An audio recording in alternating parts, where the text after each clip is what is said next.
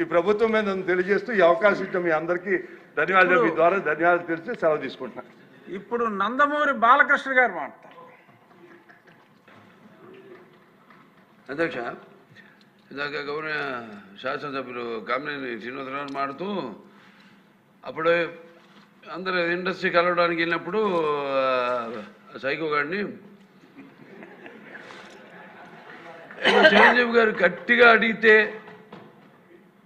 అప్పుడు ఈయన వచ్చాడంది అబద్ధం. గట్టిగా ఎవడు అడగలేదు అక్కడ. అది మీరు అన్నారు ఇందాక, ఏదో గట్టిగా అడిగితే ఈయన వచ్చాడు మళ్ళీ కలవడానికి, లేకపోతే ఏదో సినిమాటోగ్రఫీ మినిస్టర్ కలవమన్నారు అని. ఏంటంటే అడినా అండి అవి మిగతాన్ని ఓకే, అవమానించడం ఆయన ఓకే, ఏదో ఆయన పెద్ద గట్టిగా చెప్తే ఆయన దిగి వచ్చాడంట కలవడానికి, లేకపోతే సినిమాటోగ్రఫీ మినిస్టర్ కలవమన్నా అంట. మనకు కూడా నాకు ఇన్విటేషన్ వచ్చింది ఇక్కడ ఫిల్మ్ డెవలప్మెంట్ ఒక లిస్ట్ తయారు చేయమని. నాది 9వ పేరు వేశారు. అది ఎవరో ఈయన నేను అడిగాను కూడా, దుర్గేష్ గారిని కూడా అడిగాను, గౌరవ సినిమాటోగ్రఫీ మంత్రివర్యులు కూడా అడిగాను, ఎవడో అడిగేసిందని. The respect a human being, even be opposition or us.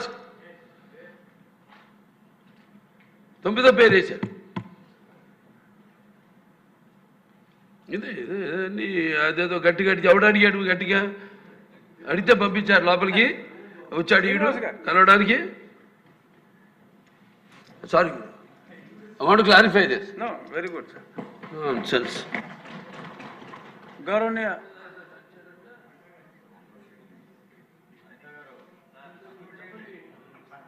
అయిపోయింది.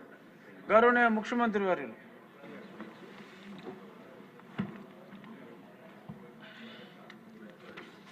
అధ్యక్ష,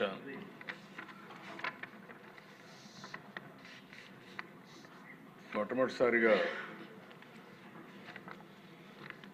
డీటెయిల్డ్గా లా అండ్ ఆర్డర్ పైన మనం చర్చ చేస్తున్నాం. 19/24 జరిగినటువంటి హ్యూమిలియేషన్, జైలుకు పోయిన వాళ్ళు, తప్పుడు కేసులు పెట్టించుకున్న వాళ్ళు, రాష్ట్రాన్ని వదిలిపెట్టిపోయిన వాళ్ళు ఒకరు కాదు అధ్యక్ష. ప్రజాస్వామ్యాన్ని కాపాడాలి అని మాట్లాడిన వాళ్ళందరూ కూడా బాధితులే. ఈరోజు ఇక్కడ స్పీకర్ గారు ఉన్నారు. ఆయన్నైతే నాకు బాగా జ్ఞాపకం, అయ్యన్న పాత్రుడు గారిని. కడాన ఆయన పైన పెట్టిన కేసు అటెంప్ట్ రేప్. ఈ వయసులో ఆయన పైన దట్ ఈస్ ది ట్రీట్మెంట్. ఆయన ఇంటి దగ్గర అయితే ఎంత భయంకరంగా ప్రయత్నం చేశారంటే, ఇక్కడ ఉండే వాళ్ళందరికంటే 5 సంవత్సరాలు ప్రతి ఒక్క కేసుని ప్రత్యక్షంగా మానిటర్ చేసి, మళ్ళీ నిద్రలేని రాత్రులు, మళ్ళీ వీళ్ళు జైలుకు పోతే బయట వచ్చే వరకు ఇదే పని. అడ్వకేట్స్ డబ్బులు లేకపోతే అప్పులు చేసి కేసులు కూడా వాదించిన పరిస్థితి. ఇలాంటి అనేక అప్ టు సుప్రీంకోర్టు లాయర్స్ అధ్యక్ష అవన్నీ చేశాం. ఇప్పుడు స్పీకర్ గారు బాధితుడే, డిప్యూటీ స్పీకరు బాధితుడే, ముఖ్యమంత్రి బాధితుడే, ఎక్కువండే డిప్యూటీ ముఖ్యమంత్రి బాధితుడే, ఎక్కువండే శాసనసభ్యులు బాధితులే, మంత్రులు బాధితులే. ఎప్పుడు అధ్యక్ష నా మీద ఎవరు కేసులు పెట్టాలంటే భయపడతారు, ఎందుకంటే నేను ఏ తప్పు చేయను కాబట్టి. నా విశ్వాసం ఏంటంటే నేను తప్పు చేయను, లీగల్గా టెక్నికల్గా పర్ఫెక్ట్గా ఉంటాను. ఎవడైనా తప్పు చేస్తే మాత్రం వాడి గుండెల్లో రైళ్లు బరిగి తీర్చే వరకు, వాడు మారే వరకు వదిలిపెట్టను. అది నా పద్ధతి, అది చరిత్ర కూడా. ఒక ముఖ్యమంత్రిగా ఉండే వ్యక్తి దానికంటే అధ్యక్ష ముందు ఒకసారి చూస్తే నా మీద 17 కేసులు. కడాన నేను అడిగితే ఎందుకైనా నా మీద కేసు పెట్టారు, ఏం పెట్టారు చెప్పంటే, తెల్లవారు నిద్ర లేపి రాత్రి తలుపులు కొడితే బయట వస్తే ఏం కేసు పెట్టారు చెప్పమంటే, కేసు మళ్ళీ ఇస్తాం, ఎఫ్ఐఆర్ మీరు వెహికల్ ఎక్కమన్నారు, వాట్సాప్లో పంపిస్తామన్నారు. అంటే అరాచకాలకు పరాకాష్ట ఇవన్నీ. యువగళం పైన అయితే లోకేష్ పోతామంటే ఆయన బాధ్యతే. ఎవ్రీవేర్ మైక్ ఇవ్వాల. అది సరే, నేను వెళితే ఆ దిశ అంగళ్ళలో నేను రాష్ట్రం మొత్తం ఒక యాత్ర పెట్టుకున్నాను. ఆ యాత్ర ఏంటి? ఇరిగేషన్ ప్రాజెక్ట్స్ అన్నిటినీ మీరు నిర్లక్ష్యం చేశారు, పవర్ పాయింట్ ప్రజెంటేషన్ చేసి నేను చేస్తా వస్తే ఎగ్జాక్ట్గా పొంగునూరు కాన్స్టిట్యున్సీ కంటే ముందు తంబళ్ళపల్లి కాన్స్టిట్యున్సీలో వాళ్ళు చేసిన తప్పుడు పనులు, తప్పుడు బిల్లు, వర్క్స్ అన్ని విజిట్ చేసి వస్తామంటే, దారిని వస్తామంటే నా మీద దాడి చేసి, మా వాళ్ళపైన దాడి చేసి తిరిగి నా పైన కేసులు పెట్టారు. ఎక్కువండే రాంప్రసాద్ రెడ్డి ఉన్నాడు, కిషోర్ కుమార్ ఉన్నాడు, వీళ్ళందరూ ఉన్నారు, దేశాలు నాతోనే ఉన్నారు. ఇవన్నీ చూస్తే అది ఒక్కొక్క స్టోరీ చెప్పుకుంటా పోతే ఈరోజు కాదు, చాలా టైం పడుతుంది. యువగళం పైన అయితే 12 కేసులు పెట్టారు. అనపర్తిలో కూడా తమరు నడిచెళ్ళారు. అనపర్తిలో నన్ను నిలిపేస్తే అనపర్తి వరకు నడిచి వస్తే మళ్ళా కేసులు పెట్టారు. దానిపై కూడా కేసులు పెట్టారు. 12 కిలోమీటర్లు నడిచి వచ్చా. అక్కడ కరెంట్ తీస్తే మళ్ళీ సెల్ ఫోన్లు వెలుగులో మీటింగ్ చేశారు. అక్కడ అది కూడా కరెంట్ అంతా కట్ చేస్తే సెల్ ఫోన్ వెలుగులు పెట్టి ఇక్కడే ఉన్నాడు మన రామకృష్ణారెడ్డి. అలాంటి సంఘటనలు అన్నీ జరిగాయి. దశ అచ్చెన్నాయుడు నేను చూసి ఆ రోజు ఆయన ఫైల్స్ ఆపరేషన్ చేసుకున్నాడు. అక్కడి నుంచి తీసుకొచ్చి ఇంత దూరం అంటే అంత దూరం తీసుకొచ్చి ఆయన ఎన్ని హెరాస్ చేయాలో చేసి, ఆ కేసు ఏంటి, ఏమి ఒక లెటర్ ఇచ్చాడనో ఏదో ఒకటి పెట్టేసి ఆయన హెరాస్ చేసే పరిస్థితికి వచ్చారు.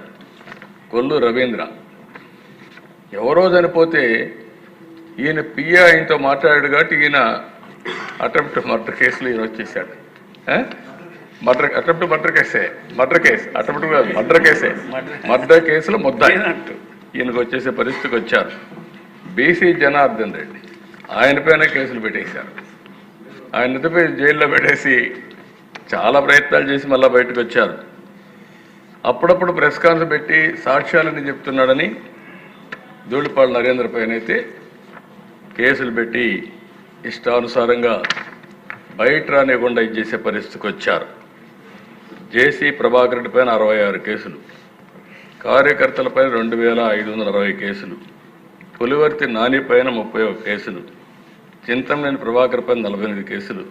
కడ నిమ్మల రామానాయుడు ఎవరి దగ్గరికి పోడు, ఆ బ్యాగ్ వేసుకొని కరోనా రోజుల్లో కూడా, ఇప్పుడు కూడా పెళ్లి రోజు కూడా ఎల్లో షర్ట్ వేసుకొని చాలా సింపుల్గా అలాంటి వ్యక్తి పైన 20 కేసులు పెట్టారు.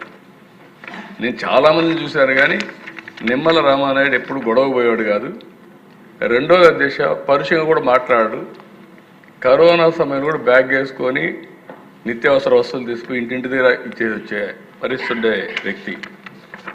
దేవినేని ఉమా పైన 27 కేసులు, ఆంజనేయుల పైన 16 కేసులు, అయ్యన్న పత్రి పైన 14 కేసులు, బీటెక్ రవి కొన్ని చెప్పుకోలేకపోయారు 14 కేసులు, కోన రవికుమార్ పైన 15 కేసులు, కాలువ శ్రీనివాసుల పైన 14 కేసులు. ఇక సరే మిమ్మల్ని అయితే చాలా ఎట్లా చేశారో ప్రపంచానికి అంత తెలుసు. ఆ రోజు మీరు లోపలున్న ఆ రాత్రి అంతా నాకు నిద్ర లేని పరిస్థితి. ఈ విధంగా మిమ్మల్ని కాపాడుకోవాలి. మీరే ధైర్యం చెప్పారు. మా ఇంట్లో వాళ్ళకి మీరే ధైర్యం చెప్పారు. మీ ఇంట్లో వాళ్ళ ధైర్యం చెప్పి మిమ్మల్ని కాపాడుకోవాలి కదా. మేము అడ్వకేట్తో మాట్లాడుకున్నాం. ఏంటి పరిస్థితి? అగమ్య గోచరం. హైకోర్టు, మళ్ళీ ఇక్కడ కోర్టు, సుప్రీంకోర్టు